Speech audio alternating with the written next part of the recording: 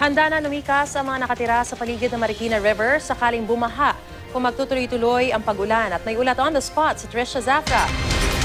Trisha! Maris, masungit na panahon pa rin ang nararanasan dito sa lungsod ng Marikina. Makulimlim ang langit, malakas ang hangin at may panakanakang pag-ulan. As of 12 noon o alas 12 ng tanghali, na itala na sa 14.3 meters ang level ng Marikina River habang may nakabukas namang 3 floodgates sa Manggahan Floodway. Dito naman sa kinalalagyan natin, Maris, sa bahagi ng Marikina River na nasasakupan ng Barangay Tumana. Sa nakikita natin, yung level ng Marikina River dito nasa 16 meters na. Ang paliwanag ng mga taga-barangay Tumana, Maris, una, hindi naman daw kasi pantay yung elevation ng buong Marikina River, yung kabuuan nito. Ikalawa, mula raw kasi sa Marikina Watershed, nauunang dumating yung tubig dito sa barangay Tumana bago bumaba doon sa kabayanan ng Marikina. Ayon sa mga taga-barangay Tumana, ito ang dahilan kung bakit hindi sila nagpapakakampante dahil itong kanilang barangay ang isa sa unang binabaha oras na umapaw itong ilog. Kanina naabutan natin yung ilang mga tauhan nitong barangay Tumana na inihahanda na o inilalabas na yung kanilang rescue boats. Nakaantabay na rin, Maris, yung kanilang mga tauhan. Ang mga residente naman rito, itinaas na yung mga gamit at nag-impake na para sa posibleng evacuation sakaling umabot sa 16 hanggang 17 meters yung tubig.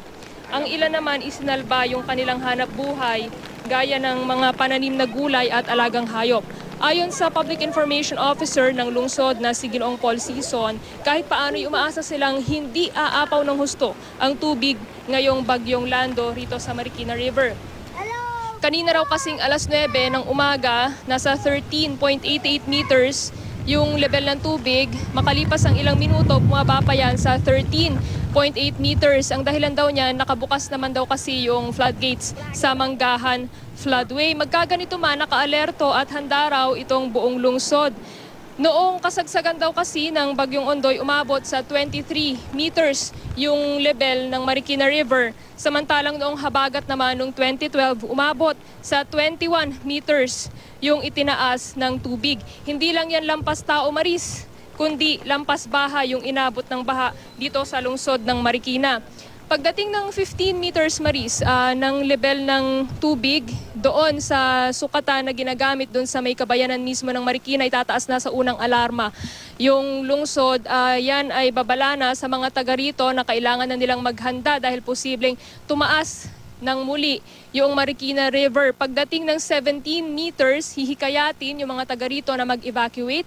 Pagdating naman ng 18 meters ay ipatutupad na ang forced evacuation. Siniguro naman ng pamahalaang lungsod ng Marikina na nakahanda ang kanilang mga pasilidad at evacuation centers. Maris. Maraming salamat. Ingat kayo. Trisha Zafra.